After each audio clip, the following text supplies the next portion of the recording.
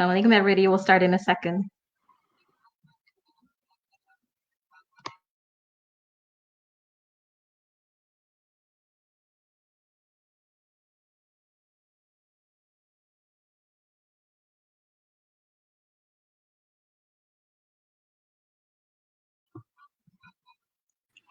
There you are.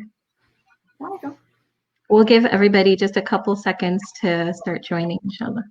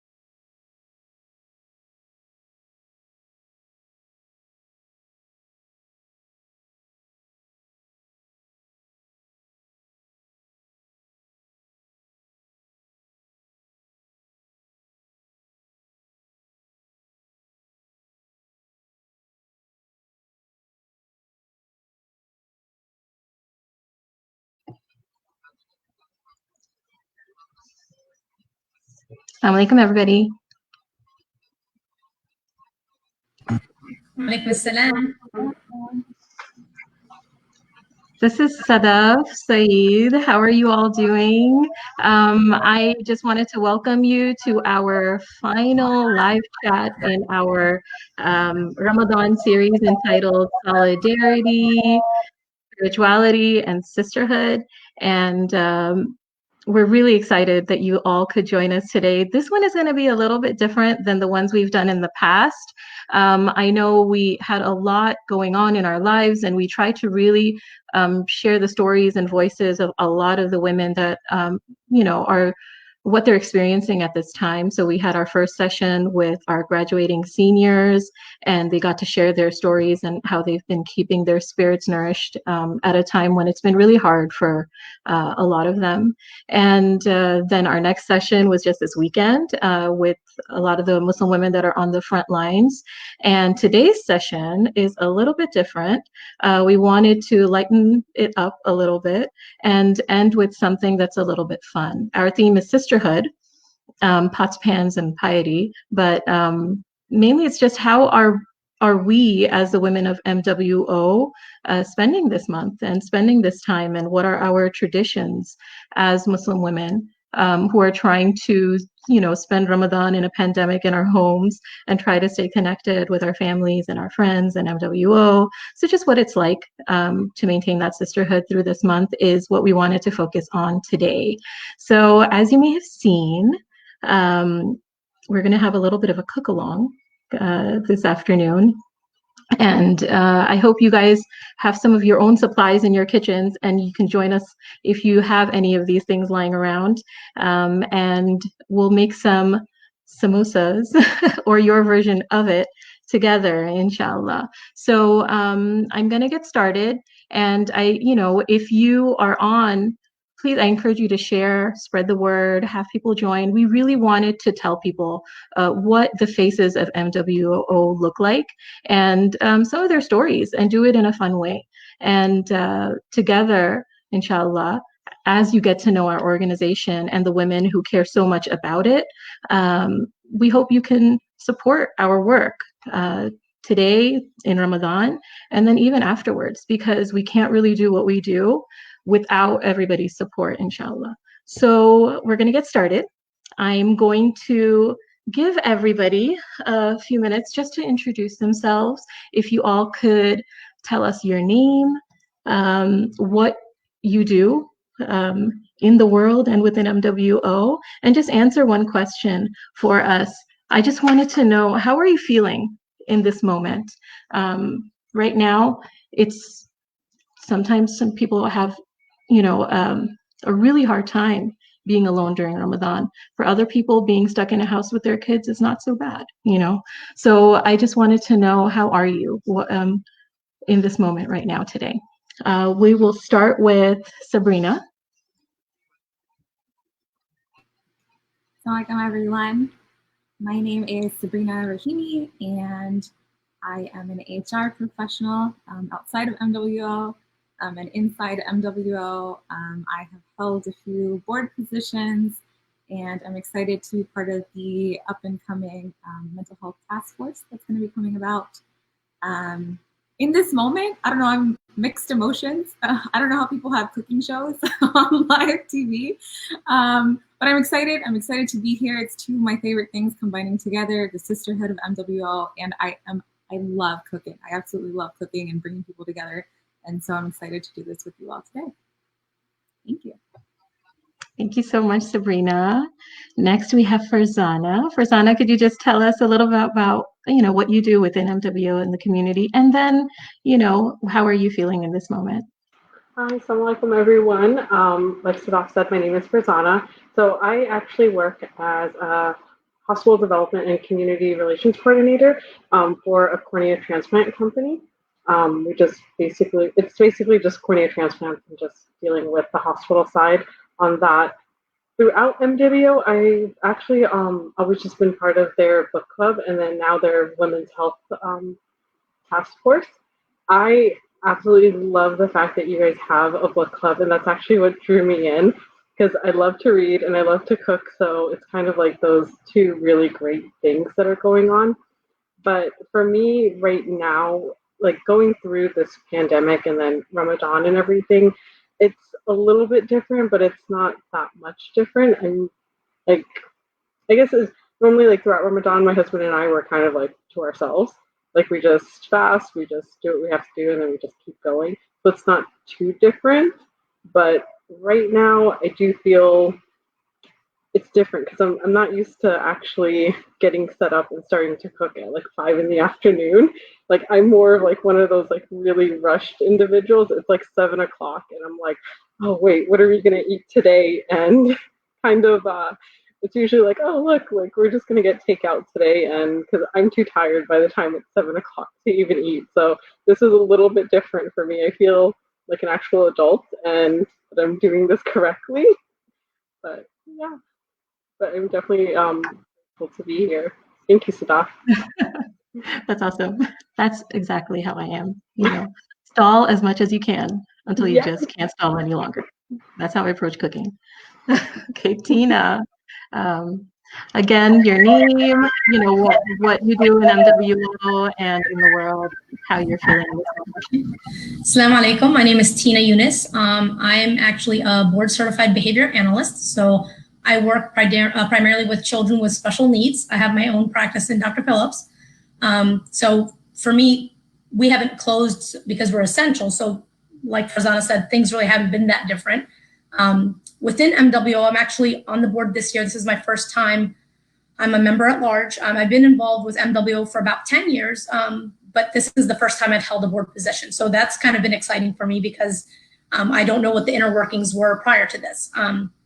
And I'm feeling like Sabrina, a little mixture of emotions. I'm not the best camera person, so I get really, scared about being on camera.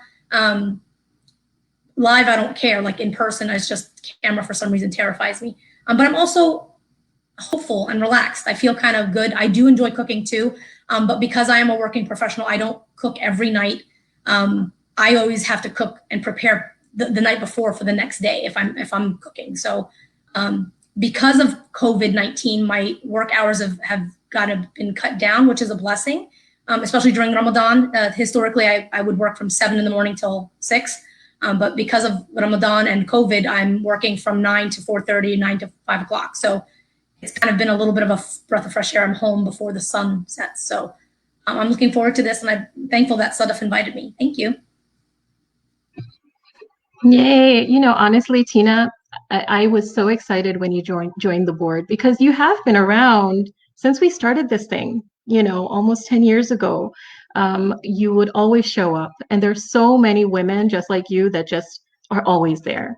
and it really means the world. And just to be able to create that space where women really feel welcome and come back again and again is a privilege. I think we're, as a community, sometimes those kinds of spaces are lacking.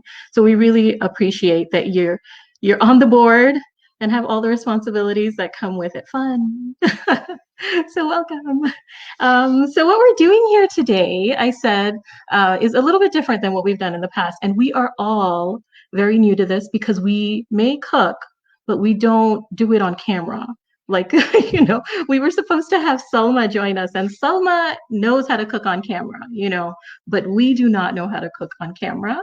And we really wish Selma was here and really are sending prayers to her and her family. And inshallah, when we do this again, we will have a more experience with this. So this is our first time. So pardon any glitches as we try to manage our cameras and our kitchens and our food at the same time, inshallah. So when we were planning this, we thought, what can we do together as women that shows our stories, our traditions, maybe a little bit different. First, we thought maybe we can cook the same thing together, but then all of us have different traditions and different things we're comfortable making. And Farzana suggested maybe we can make something like a samosa style thing that a lot of different cultures share, different versions of it. And that could be something that kind of unites us, but at the same time shows our diversity. So that is what we're doing today. We are making our little bits of fried, savory, yummy iftar joy, and we hope that you can follow along. We are not creating that dough from scratch right now because we know you all don't have 2 hours to spend with us right now before you have to prepare your own iftars. So what we're going to do is do like a Cliff Notes version, a quick, this is how I prepared, this is what I do, and we're just going to chat along the way, inshallah. So we're going to get started, and I will we'll take turns. Everybody will get a few minutes to share what it is they're making, how it is part of their tradition in their family, and just show us a little bit about what goes into making it, inshallah, right? So I'll start with Farzana. If you could tell us a little bit about your tradition around this thing that you're making and what it is you're making, how you eat it and enjoy it within your tradition and your culture. And you can tell us a little bit about your background culturally, how it ties into it. Take it away, Rosanna. Of course, Sada. So I am actually from Guyana. I was born in Guyana, but I moved here when I was 4. And one of the great things that I do actually liked about kind of like being born there and then living here is that we actually kept a lot of the traditions alive. Like my parents, every single day there was Guyanese food on the table, and growing up, that kind of meant like curried everything. So we had any type of vegetable that they could get their hands on, they curried, and then, or it was like a curried meat. And growing up, I never really appreciated it. And now as an adult, I'm like, gosh, those foods are so good and they're so healthy. It's so much better than McDonald's every night or something. But so one of the things that I'm actually going, or the thing that I'm actually going to make today, it's actually a chicken patty.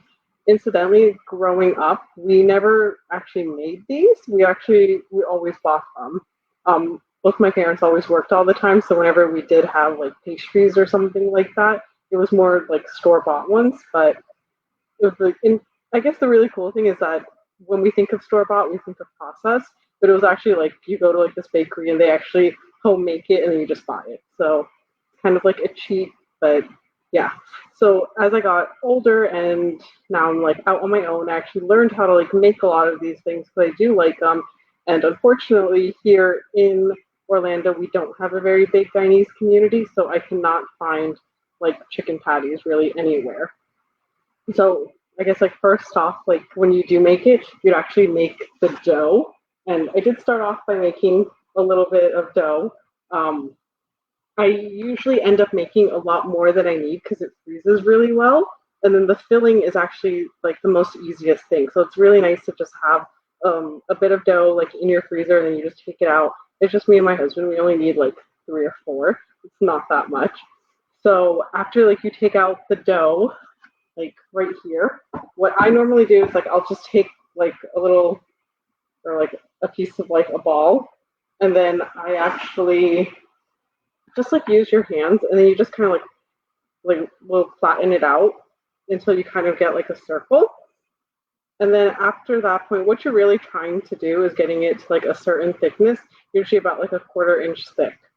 And after you get that, I am not the most perfect person at making circles.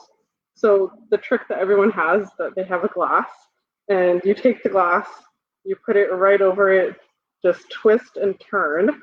You can actually use this with like a cookie cutter. Where I'm from, you don't have cookie cutters, you use a glass. So, and then at that point, you move away the scraps, and then you have like this perfectly round disc. So you make, and then the scraps that you do have, you're actually just going to take it and put it back into your initial dough ball, and then it just keeps getting used up because I absolutely hate waste. So I will do this, and then I actually have another one prepared because you need 2 of them. And then at this point, you're actually going to have like a chicken mixture. So this chicken mixture, it's just ground chicken. And for me, I actually never have ground chicken in my house, but I always have chicken breast. So I actually just take chicken breast, chop it up into like big chunks, and actually put it into like my food processor or like my blender. And I actually like stick a bunch of like spices. So like one of the main things with Guyanese cuisine, like whenever you make anything with meat, you have a green seasoning, and it is green in color, but basically the main ingredients for it, it's garlic and thyme and a pepper. So depending on like what region of the Caribbean that you're from, it'll be a different pepper. Like I'm from Guyana, so you have a wiri wiri pepper, versus Trinidad would have like a Scotch bonnet, no, scorpion pepper, and Jamaica would probably have like a Scotch bonnet pepper in theirs. And then that's kind of like the base of it, but then you add in a bunch of different like green seasonings. So for my green seasoning, I have fennel, I have cilantro, I have thyme, and I think basil is even in there. Just it's usually whatever I go to like the supermarket, whatever is green, I have like a whole bunch of this green stuff, and I feel amazing like going to the checkout. I'm like, yeah, I'm pretty healthy. But Wait. So you make this green seasoning by yourself? We can't just go yeah, to a store and buy green seasoning? I mean, you can, but I've never. Okay. You have to share your recipe. So we're, and I'm going to say this now because I forgot to mention it before. Please message our presenters and say, hey, what the heck is in green seasoning? Because I want to go and buy it. So we'll check our messages. So Yeah, thank you, Farzana. Continue. I'm of sorry. course. I will say it's the easiest thing to make, and there's no set rules, and every single person makes it. Just make sure you have garlic, thyme, and a pepper. That's your base. After that, add in whatever it is that you want. So back to like how I made my chicken. So I put like the chunks of like chicken into, I had like a little ninja kind of thing. So I put the chunks of chicken in there, put the green seasoning. So then when it actually blends up, it's kind of like minced chicken with seasoning already kind of into it. And then after that point, it's just you fry up like some onions, and I did, God, I kind of forgot. It's the green long thing. That's celery, I think that's what it is. Yeah. Yeah. So It could like, also be, what are those called? Green onions, the long ones? yeah, that's what I really Okay. remember. So it's like you fry up onions and celeries, and then you add in like the chicken, and you're kind of just cooking that all together. And then I usually just add salt. And I've noticed like with chicken, or especially like ground chicken, you need to add like a decent amount of salt for it to even have a taste, or even for like to bring out the flavors.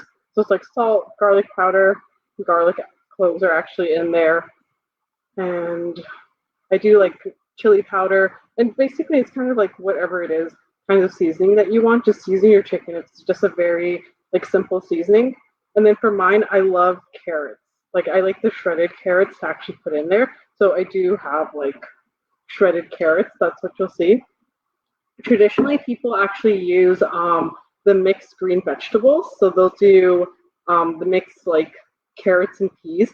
I hate frozen carrots and peas. Like I absolutely hate it. And I hate whenever I see food that has it. Like as a kid, I used to actually pick out all of that stuff. Like it would be a ring around my plate with peas and carrots because it was the mixed one. And I was like, I can't stand it. So I got like shredded carrots and I put the shredded carrots in it. So, but just so you know, traditionally it has the peas and carrots that you find in your freezer, which I hate. So at this point, everything is kind of done. you're just gonna like take like a spoonful of like the mixture. I'm the kind of person that I love to stuff these as best, like all the way to the top, which it's a good and a bad thing. If anyone cooks, you'll know that that's probably not the best idea because then they tend to break. But for me, it's like I don't like to bite into a pastry and it's just pastry. Like where's filling for me? So then if you kind of have that on there, it's a good amount size of filling because at the end of the day, it all kind of like shrinks down and all that. I do make this, I kind of am just taking my fingers and just stretching it out a little bit since it has to go over the actual pastry. And then you just kind of pop it right on top of it and you just line up the edges. So, and then at that point, you have your trusty little fork and you just press and seal all the way around. And then after you do that, you're going to have like a whole bunch of them on your tray that you actually make. And then at that point, you would just stick them in the oven at like 350, put an egg wash on it, and then you bake them, and then you're done. But that's kind of like how our traditional like chicken patties would look like. And that's how we make them, and I think they're absolutely delicious. And the one thing I do like about them is that they're actually baked. So they kind of come out like a pastry crust, but I feel like it's a lot more buttery and flakier. But that's kind of about what I'm making today. Yay! Thank you, Farzana. I have so many questions, which I will ask you later. But I'm going to ask you right now. So, Okay. how thick it is like, I'm used to seeing people like rolling pin the dough. So we can just kind of like use our hands and just make it thin. Oh yeah. Okay, awesome. So like you just take it because the thing about like this dough, it's not if you've ever worked with like a pie crust that you've actually made, it's very like it's not like roti where you gotta like roll it out. Like this, just take it, put it into a ball, like smash it, and then keep going That's around. awesome. I can do that. I could totally do that. I can't roll things for the life of me, but I can do that. Yeah. One day. And then you got your cup. I tell and you. my cup. That's all I need. That's Perfection. all you need. Yay. Awesome. So I'm going to move on to Tina. What are you going to be making while we're chatting? All right. So I'm making a generic version of sambusik. I am half Lebanese, half Syrian, and I am married to a Palestinian. So we've got the Middle East basically covered.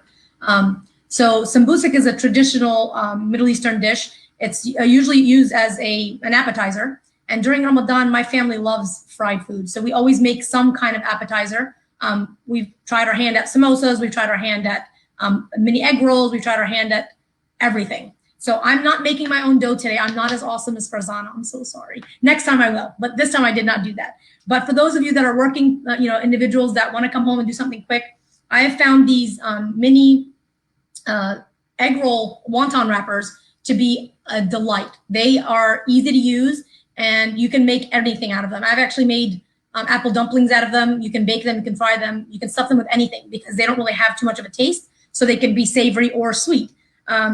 And today I'm making like a sambusik, which is typically a meat-filled fried pastry. I did pre-make the meat. So actually, I will give credit to my mother-in-law. She pre-made the meat. We used ground beef. You saute with onions and toasted almond slivers. Some people use pine nuts. Some people use, you can put peppers in there too if you like. Typically during Ramadan, we like our food to be spicy. So we do add extra spices. We usually grind our own spices too. So we get cumin seeds, we get allspice, black peppercorns. Sometimes we'll add some curry, bay leaves, and then you just grind them all up and make this mystery 7-spice or multiple spice concoction. It smells heavenly typically, and you add some crushed red peppers, and then there you go. I've been all about jalapenos and other spices during Ramadan too, and we even made some pickled vegetables. Like we want things to be hot right now. I'm not sure why that is, but during Ramadan, we want it to be spicy. So typically what you do, especially with this one, I don't know if you could see, so I take a scoop of my meat mixture, I put it in the middle, and I do make triangles out of these wonton wrappers because they're small. If you're using larger ones, you don't have to do that.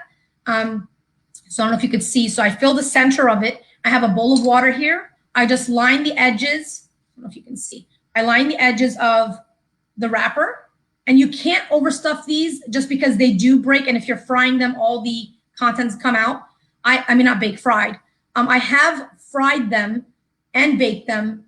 The key is, even if you decide to bake them, you still need to close them pretty well. So usually I use the water just to pinch the edges. Then I use a fork to seal them permanently. I made the mistake of making cheese and jalapeno ones the other day, and I didn't seal them with a fork, and they exploded everywhere. So I had a lot of cheese and jalapenos on my pan.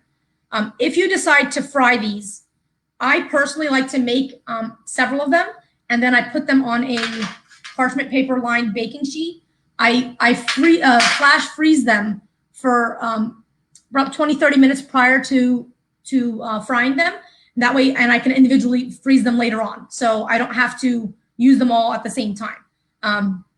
And these things come, multiple of these come in a pack, so you can freeze. We've been using these all of Ramadan. Every night we've made something fried. So I've experimented during this Ramadan with these wonton things. These are not typically things that I've used before, but I'm happy about them now because I get to make multiple of the same thing over and over and fill it with whatever I want. And like I said, the spices vary depending on your likes. They don't have to be spicy if you don't like them to be. I've also stuffed them with chicken before too. So it just depends on if you're a vegetarian. We've stuffed them with vegetables. I like putting mushrooms in my sambusak mixture. Not everybody is about the mushroom life because it adds water, but I like mushrooms. I'm definitely about the mushroom life, honestly. So do you have these like you said? So what else do you have with these? You said that you have some, a fried thing with your meal. Is that it? I know you had mentioned once before to me some other stuff that you have. So typically we always have a soup. We have a salad. And we have a lot of vegetables in our garden, so we usually use our own tomatoes. We use our own mint. We use our own green peppers in the salad. I'm growing parsley now. It's not quite ready yet, but those things are always in there. And then with samosas and things like that, I usually make a dipping sauce. So for these, it's usually like a yogurt sauce. We do like mint with garlic and cucumber sauce, and that kind of it goes well with these. Or you can just do plain yogurt. And our yogurt is similar to like the Desi Dahi yogurt type ones. Those are sometimes the ones we buy because they're more delightful than the plain Dannon. But always a soup and a salad, and then a main meal, and then of course a fried appetizer. That's awesome. See, that's so much healthier than my family. My family is like 5 fried things. Growing up, it was 5 different versions of fried foods. Really? And then take a break and then go for dinner, like a whole full dinner. It was a lot to deal with. So speaking of my tradition, I know Sabrina is also traditionally the same as far as Pakistani heritage. So Sabrina, your turn. What is it that you are making for us today? All right. So I actually, to tag on Tina's thing, I didn't know sambusak was an actual thing. I thought they just called a samosa sambusak. And so I was like, all right, maybe that's just what the Arabs call it. And they wanted to put a spin on it. So I'm actually going to make, in the Desi household, when you think of Ramadan, you think samosas, right? Hands down. You have to have samosas.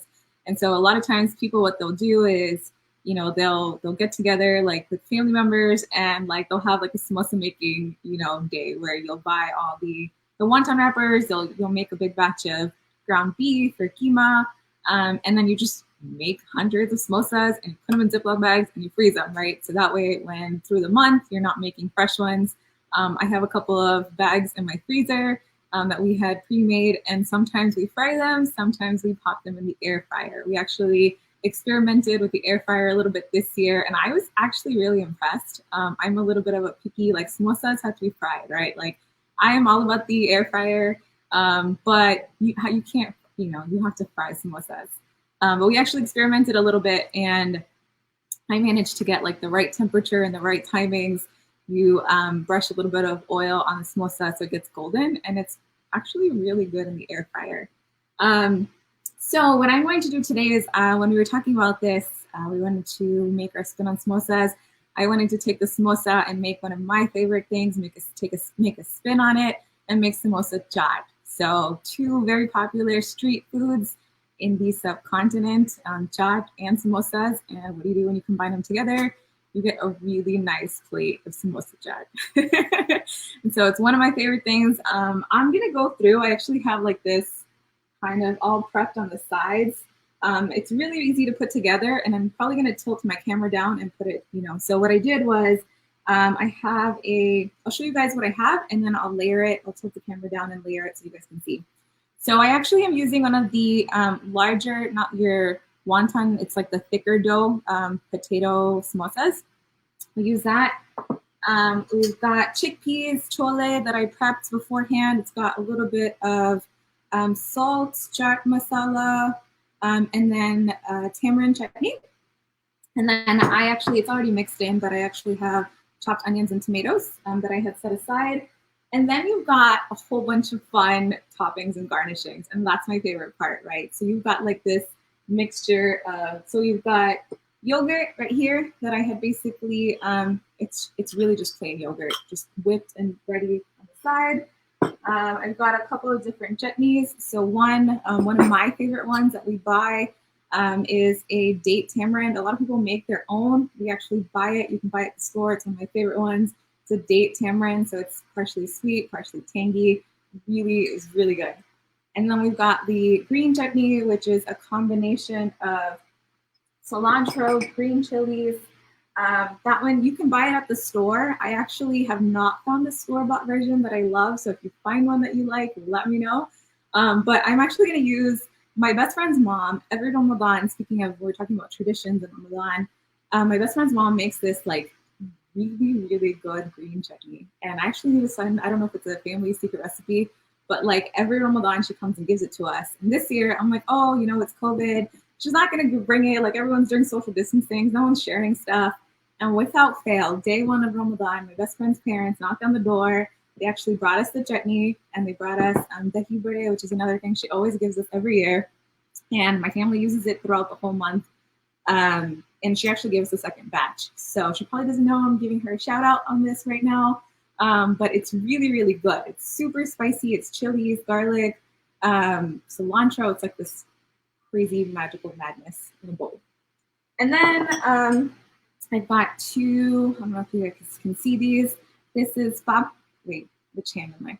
This hand right here is papri. It's like crushed up, and this is save. Or seal, as some people call it. So I'm going to tilt the camera. So I basically have kept everything ready. It's pretty simple. If you have it, again, just the prep work goes into the samosa and the chole, and then everything else you just kind of put together. So I'm going to tilt the camera down, layer it, and I'll talk you guys through it. So I have a plate right here, and basically what you'll do is you'll take the samosa. Again, I just have it I actually bought this one at like just in the store, but you can buy frozen ones. You can buy, you can make these on your own too. So kind of like into large chunks, just so that you have the contents of it inside. And then you take your chickpeas and you kind of put them on top. So that's another layer. Kind of like how you guys have like the 7-layer bean dip? Kind of like that, except it's like way better. Put some of that. I already have onions and tomatoes on these, and so they're in this mixed in, so I'm not going to put it on the side. So you can do that. And then you're going to take the yogurt, and again, all I did was like blend it, and you're just going to drizzle that on top. And you don't want to make this too far in advance, only because it gets soggy. So I actually made this for my family yesterday, and I had everything ready, and I prepped it just at like, right before flour time. And so then here's that green chutney that my best friend's mom makes. I actually used this yesterday when we made it, and it made it nice and spicy. Then you've got, so it's simple, right? It's a lot of layering. Then you've got the date tamarind chutney, which I love because it's tangy and it adds some sweetness into it. And then to top it off, these are basically like little fried, we call them save. You get packets of it at the Piety store, but it's like fried noodles, I guess, essentially. And then I also took some papri and I crushed it and I put it on top. And I put that only because I like a little bit of color. I'm gonna put some more chutney. And ta-da! And normally you would try it after prepping it, but we are so fast. So Sabrina, everybody's mouths are watering, is what they're saying. My dad was like, "What's the plate?" I'm like, "I don't know. It's just gonna sit there." So it's just this layers of, you know. You're gonna have to look at it now for 2 hours. Right, to the side. So samosas and the cool yogurt and the chutneys and the spice and the tanginess. Typically, a lot of desis will have ruafza in their households, which is like this rose flavored. People make it in milk and water. We don't do that. We're probably the only desis that don't like that stuff. We actually do Natalie's orange juice. That's our Ramadan staple. And if you haven't tried this, it's liquid gold from Publix. And there you have it.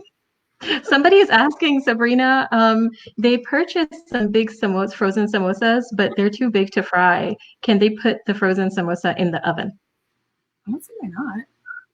I know like with the big samosas, what I always do is I lower the heat and when I'm frying it, so it kind of cooks the inside as well. You just have to fry it on a lower heat when you do fry it. Mm-hmm. You can try it in the oven. Let us know how it goes. Yeah, inshallah. And I think, I also have a request for all of those people that have amazing green chutney recipes that do not share those recipes. I beg you, please share your green chutney recipes because mine has never come out good. And I just feel like, there must be like the one good recipe, that can really save us when I'm sitting here in Orlando and my challah with the fabulous green chutney recipe is in Miami and I can't get it, over here. I would love any good green chutney recipes. Please send them our way. Put them in the comments later on. This video will be up for a while. We'll check back, inshallah. So thank you all for sharing your recipes. I was initially going to make something, but I just feel like, okay, I'm just going to tell you what I do. I do not make samosa. I grew up in a household where my mom did not make samosa. Like, it was just, if we can buy it somewhere, like, and save the time, that's kind of what we did. So that's what I do. And I've always had like aunts and really amazing people that will give me some samosa and I don't have to make them. So I don't make samosa. I feel bad for my family.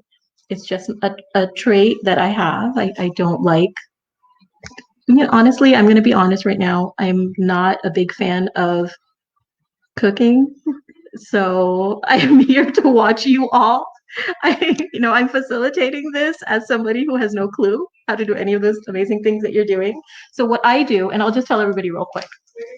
This is what I learned from my friend Kulsum. Thank you, Kulsum. Shout out Kulsum. I literally take some of these, I cut them in half. I put a little bit of filling in the middle, whatever I have left over from the dinner before. It could be ground beef. It could be like right now I'm going to do mashed potatoes and Southwest beans. I just mix it together, add some cheese, and you just take the two sides, fold them one on top of the other with the filling in the middle, and you put a little bit of flour mixed with water to seal it. And I literally just fry them on a pan and it's done. This is how I make a samosa, my style. That was my confession. Please don't judge me. Thank you very much. So what we're gonna do now is I want, you all have all of your ingredients. Please feel free, like, Tina, I think you're already doing it.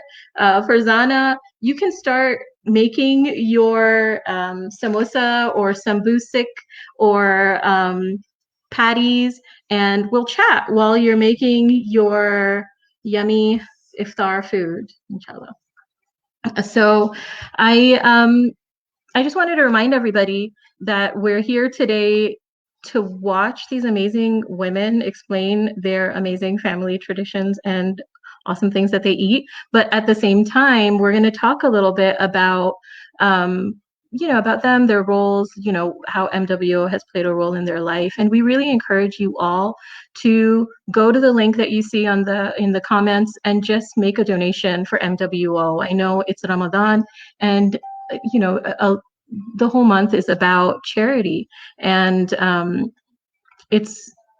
I think we ask as MWO before the month and even during the month to support a lot of our community service projects. And we were able to help 180 families, alhamdulillah, gave gift gift cards for Publix, and we gave each family $75 of food vouchers for the halal meat stores through everybody's generous donations.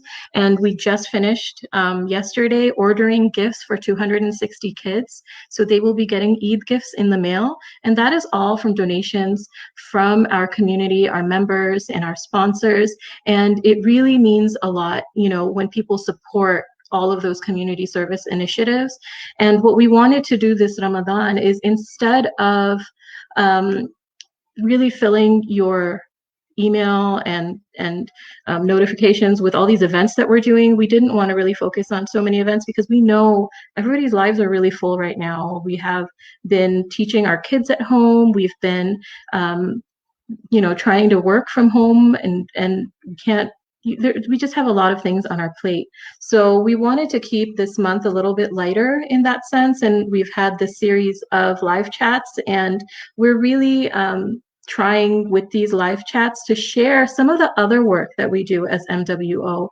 As important as our care packages and Eid gift drives are, it is also essential that our community and our members and our volunteers and everybody supports the rest of our work as well. And we thought Ramadan is a good time to shine a light on all of those things that are being done and the women that are doing them. So tonight we have some amazing women that are from different parts of our organization doing different aspects of the work.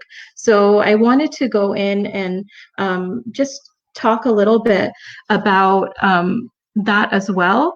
But first, again, please donate whatever you're able. I know it's hard for a lot of families this year, and we understand. But if you are able to give, we encourage you to just go to the link and make a donation so we can reach our goal and keep all of our work going, inshallah. So I'm going to ask a few questions, guys. So this Ramadan, like I said before, is really different than any Ramadan, of course, that we've ever lived through.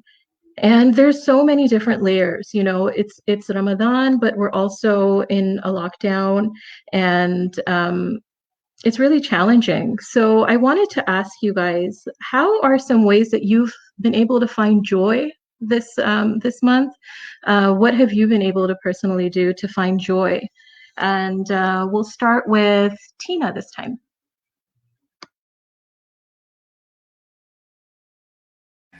Sorry, I had to unmute myself because my hands were yucky. You know, this has been a very different Ramadan in many respects, but somewhat the same. I mean, for me, I do work, so when I come home, I'm coming home a little bit earlier than I typically would come home. But I feel like it's a more, not peaceful, but quieter. I kind of enjoyed, even though I still had the day-to-day work, but I felt more at peace because the world kind of slowed down. And I found joy in that. I mean, I feel like in general, we move too much and there's too much activity and there's so many things going on that we don't get to enjoy the day-to-day. Like, you know, I work with a lot of children with special needs, and their families were really struggling with, now my children are at home all day, every day, and they weren't enjoying any of it. The parents were, you know, very frustrated, and the kids were frustrated. They were losing their minds being at home. And from an outsider's perspective, we're like, okay, we have to really take the time. You're not expected to be your child's teacher. You're not expected to be, you know, recreating what was lost or what we're no longer doing. This is a new scenario. This is not anything that anybody had anticipated.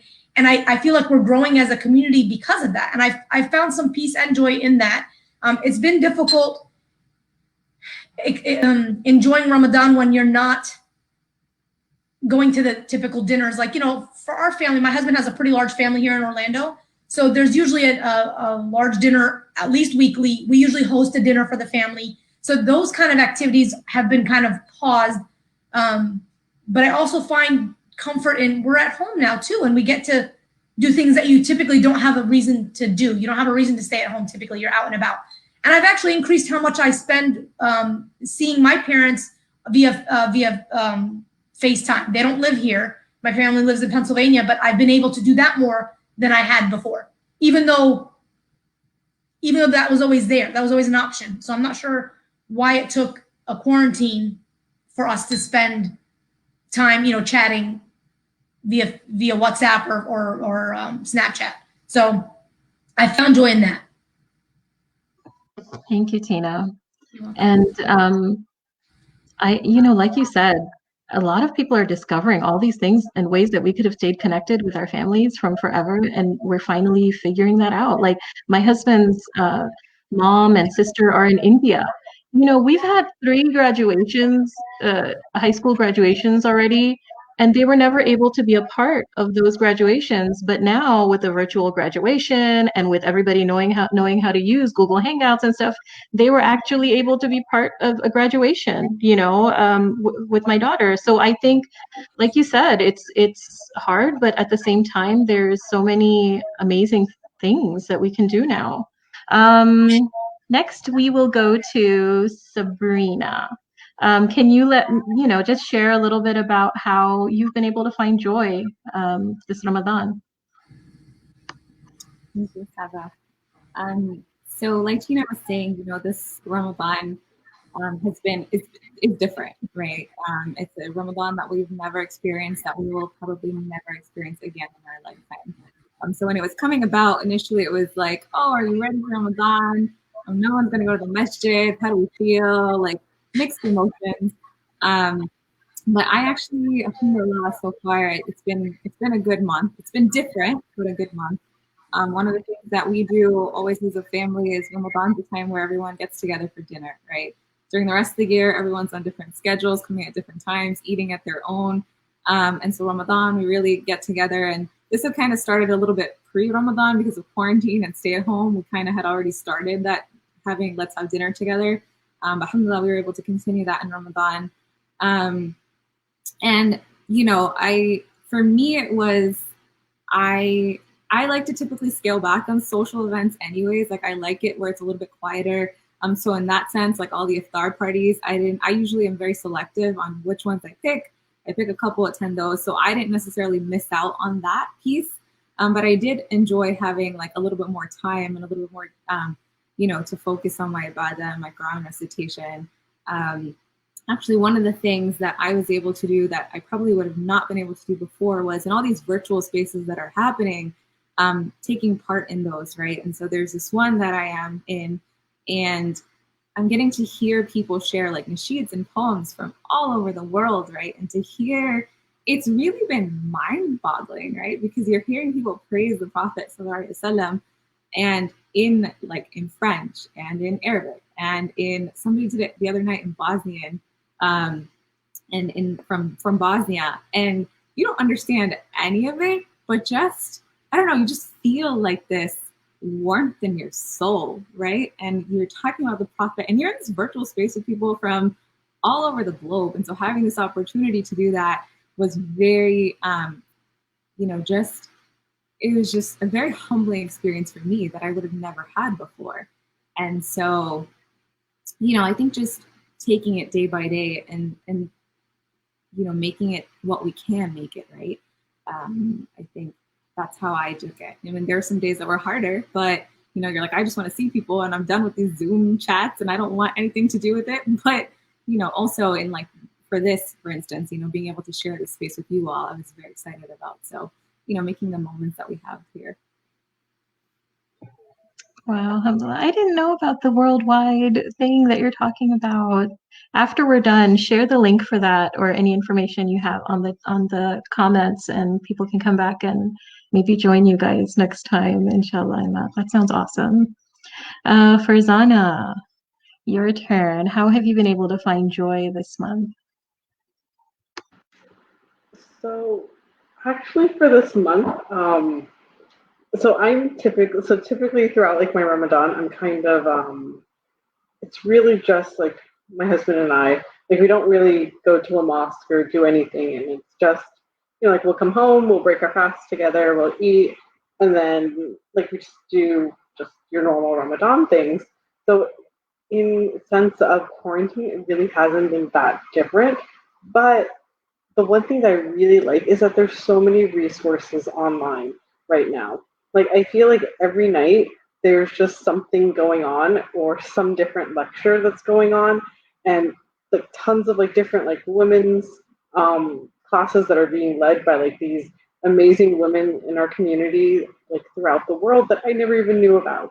And even during the day you have like just people just posting, hey, I'm doing an interview with this imam. And the other day I was actually listening to one. I think they were actually in Ireland. I didn't know that they had Muslims in Ireland, and I was just awestruck at their accent because I'm like, oh my god, they're Irish and they're Muslim, and but it was just different things like that that I just never knew about. That I actually am really hoping that stays after this whole pandemic quarantine thing. Like I just want people to continue to put content out there online because before it was always you never learned about stuff unless you signed up for a class or you were in the area. But we have like so many knowledgeable people that are out there that we don't even touch like an ounce of it really. So that's kind of been like my Ramadan thing, just being in amazement at all the different resources that are out there and all the different people that like host different like halakas or like little 30 minutes like before like you break fast, just talking about a surah or talking about stories about the prophet.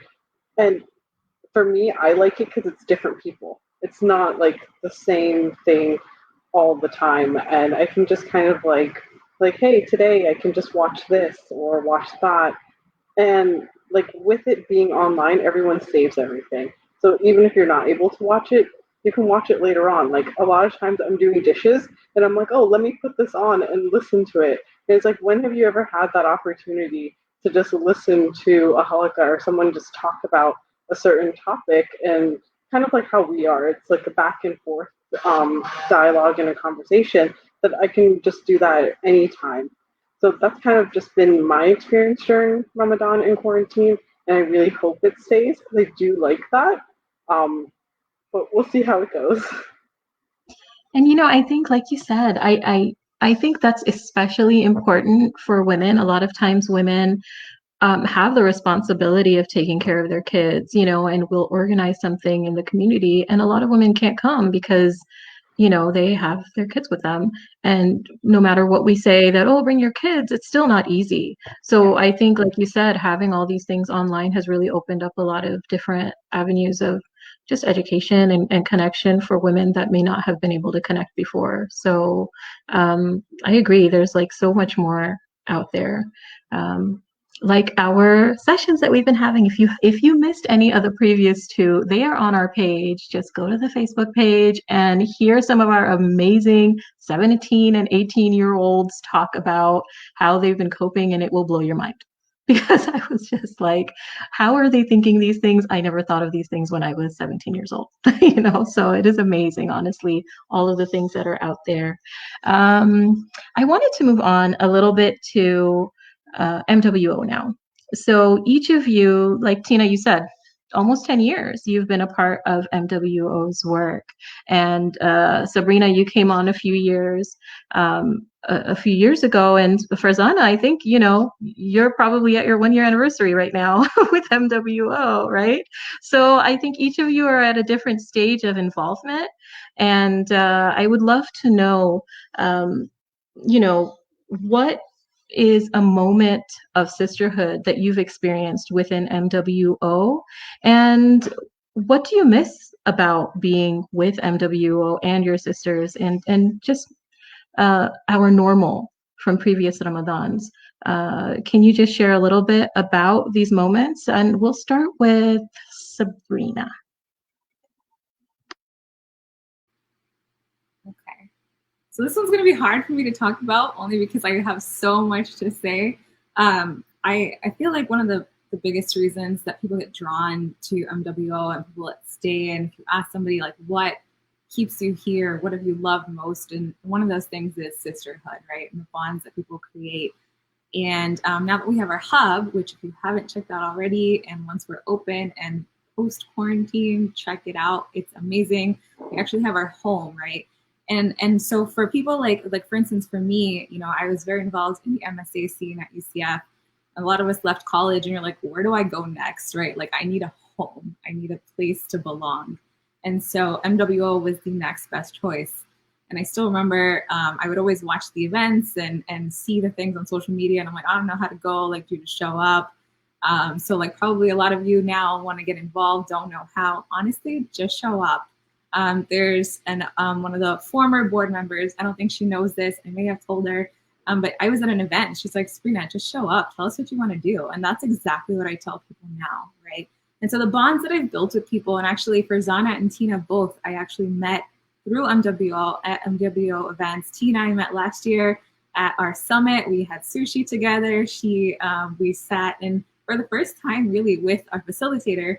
And then for Zana, I met through book club, which I hold very near and dear to my heart because I always wanted to start a book club, and Sadaf and I had the idea, so we started the book club. And so very small, tight-knit group of people who show up once a month. We read books, we laugh, we cry, we talk about random stuff. And actually, I've made some very dear friends who through that as well. And then I was actually able to pass it off. So it was in just going into what MWO does, right? We're giving people the ability to start something and then take it on. And so I actually passed the book club off to my dear friend Nyla, who leads it. I'm super proud of her for taking that on. And so just going back to, you know, I've gained my, you know, friends, mentors, sisters. My mentor actually now, she may not be watching this. She wouldn't like if I gave her a shout out. I actually found through MWO. And she shared a story at one of the healing events, right? People were sharing stories about, I can't remember exactly what the event was about, but people were talking about, it was a very heavy event. She shared her story and like a light bulb went off in my head. And I'm like, I need this lady in my life, right? And so lo and behold, the rest was history. She's now a very dear mentor for me. But I do miss coming together, and the iftar, the interfaith iftar is probably my favorite thing from Ramadan. And I, for the last few years, have been bringing different people from work, and I love sharing that experience with people. And my former coworkers, I brought to the events. They've loved it. They've been able to share on that Ramadan experience at Sisterhood and really take part in it. And so that's something that I wish, you know, I couldn't really bring along anyone this year or tell them about it. But I've been trying to do plugins. So that's probably one thing that I miss this year in Ramadan for MWO.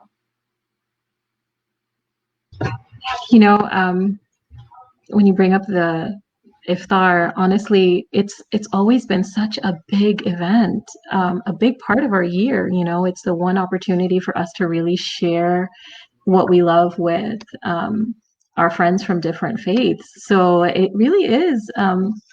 It's so strange, you know, not having that here.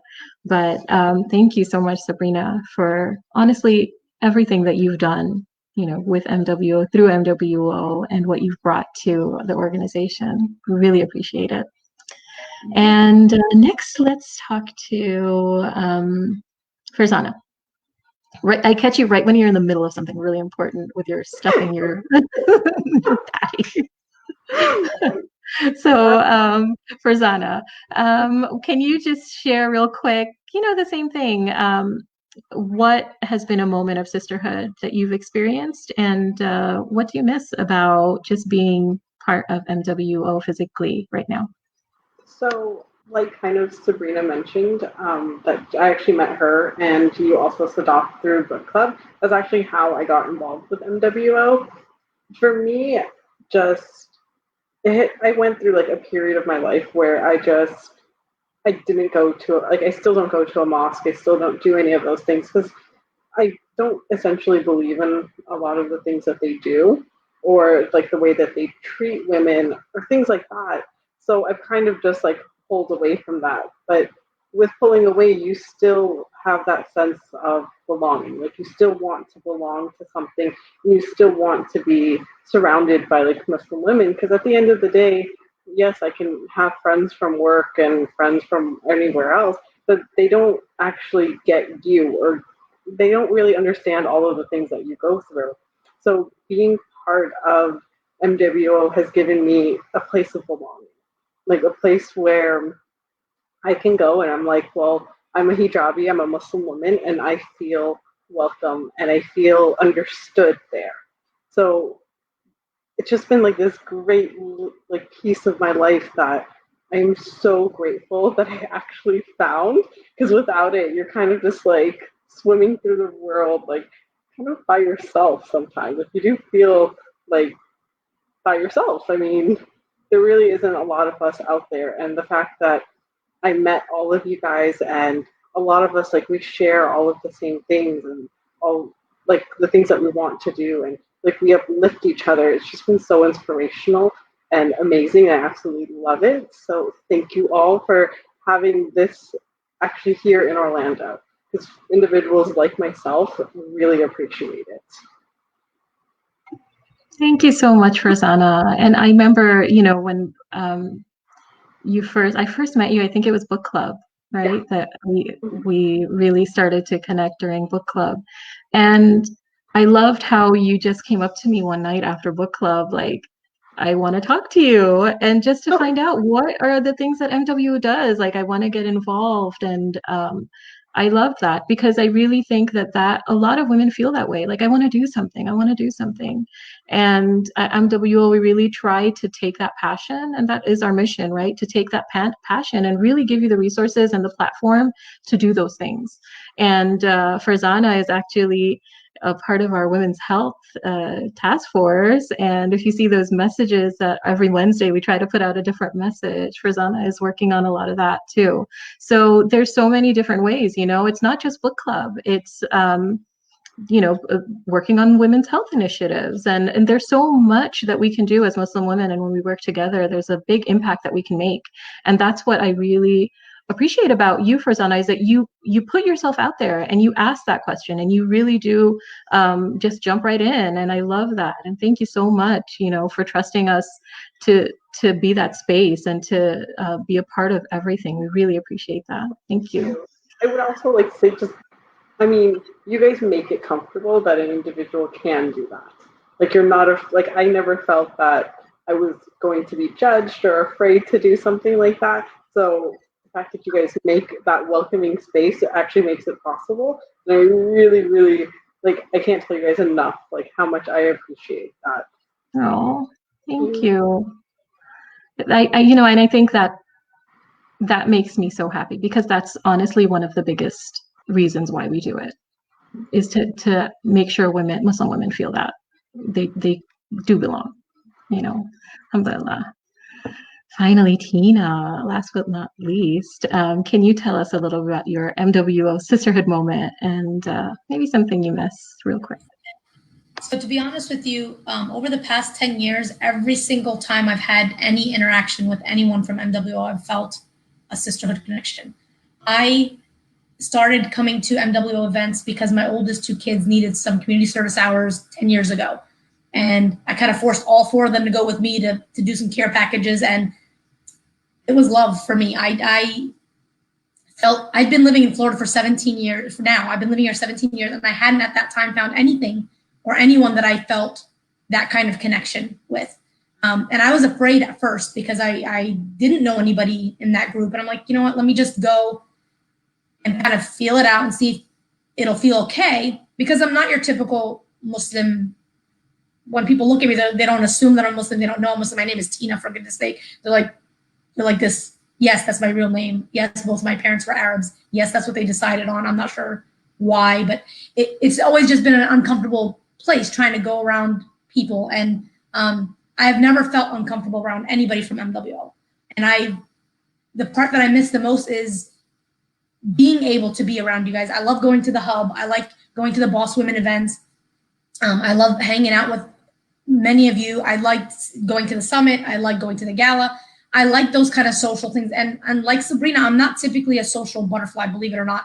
I usually go to work and come home. I don't usually do anything outside of that unless I'm really feeling comfortable and I really want to do those things. And I don't have family here in Orlando, like my parents, my siblings, but MW has made me feel like I do have that here. And I told you I was not going to cry, so I'm not going to cry. I'm holding it back. But I've never felt that with any other group of women. And I feel inspired by each and every one of you. I feel like I truly, truly can count on you guys. And I feel like, I hope that I let you know that you can count on me if there's anything that you need. And I feel that sense of comfort, and I feel that sense of true sisterhood. You know, you have sisters that are your biological sisters, and sometimes you have other women that you've come across in your life, and you're like, wow, this woman was meant to be my sister. And I feel about all of you.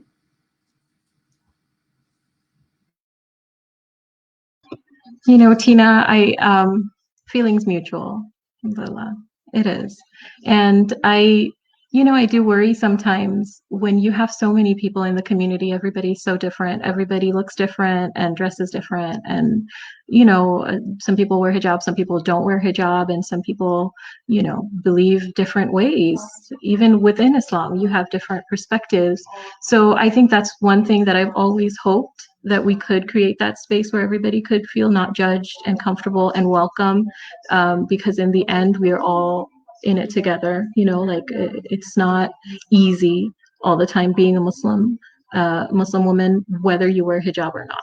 It's not easy. So I think it means the world that you took that step and you showed up, even if it was with your kids, for your kids. And honestly, a lot of women get involved that way. They show up because their kids need service hours. They come, they see, and alhamdulillah, 10 years later, they still come every year and they stay. And it really, it makes an impact on those kids' lives too. And I see now your kids go, they donate to our organization. They're older, and it's that connection and that sense of, as women, as Muslim women, we can make a difference, and it is our responsibility. So I really love that.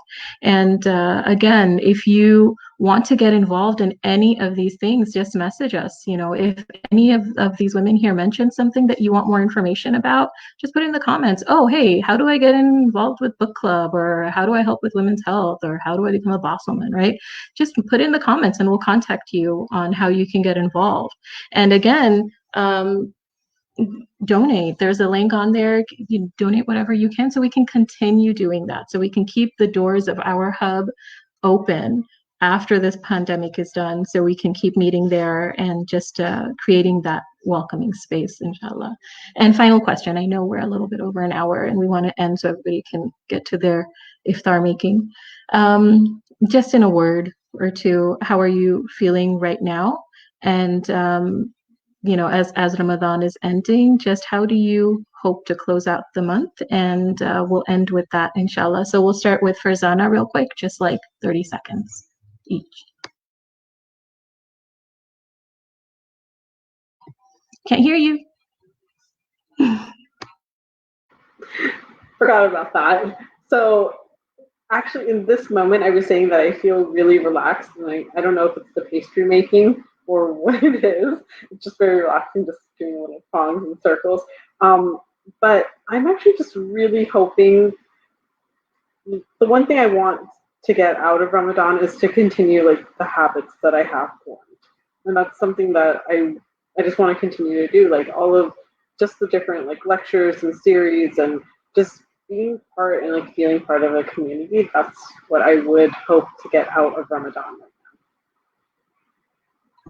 Thank you so much, Farzana. Inshallah. Next, Tina, same question. What do you hope? First, I feel blessed at this moment. I do feel relaxed like Farzana. I don't know if it's, maybe pastry making, sitting in the kitchen, relaxing. It's kind of quiet, staring out at the pool. I do feel pretty relaxed, but I do feel blessed. I feel hopeful that better days are to come. I did struggle during this Ramadan. I felt my iman was a lot lower than it has been in previous years.